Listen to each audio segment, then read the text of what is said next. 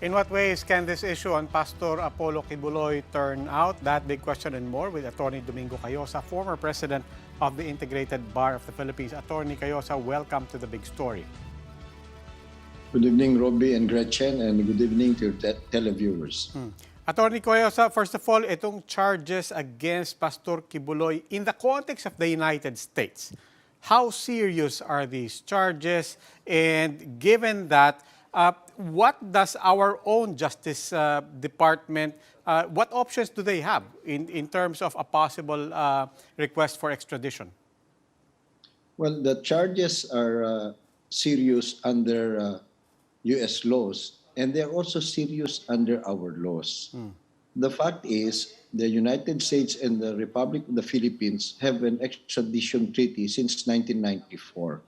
And the treaty is very brief and simple.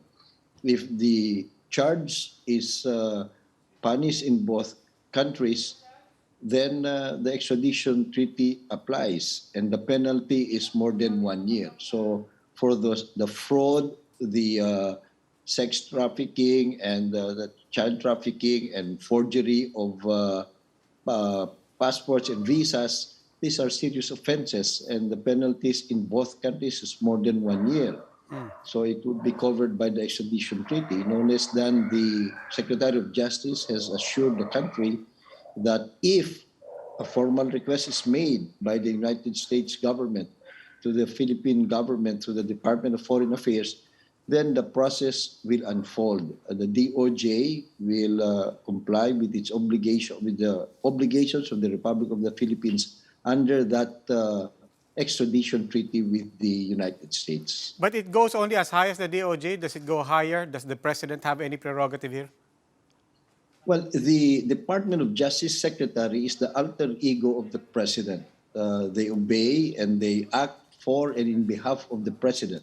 But unless the President countermands his secretaries, the acts and expressions of the secretaries are deemed expressions and acts of the President. Okay. Now, quickly lang po, because DOJ is already flagging this and managing people's expectations. They said that if there is that request for extradition, it could still take years. Why does it usually take years? Well, it's not usual. You know, the process is simple. The evidence will be presented to the Philippine government. The DOJ will evaluate this. It will look at the extradition treaty. If it's covered, we're under obligation. Of course, they will go to the court to seek warrants and arrest the fugitive and deliver him personally, physically, to the requesting state. So in other countries, it is quick. In other countries, it may not be as quick. And the subject of the extradition request can also have recourse to our courts of law.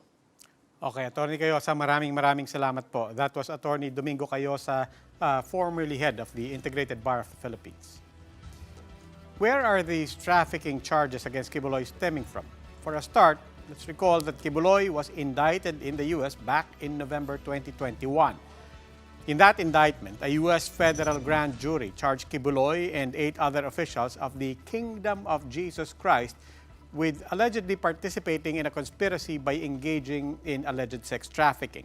The prosecutor said they recruited females as young as 12 to work as pastorals of Quiboloy.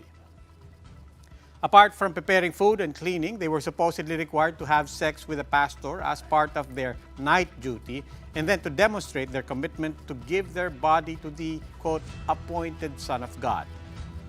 The sex trafficking scheme reportedly started no later than 2002 and carried on until 2018. The 2021 indictment was added to an existing indictment against Quiboloy filed in 2020.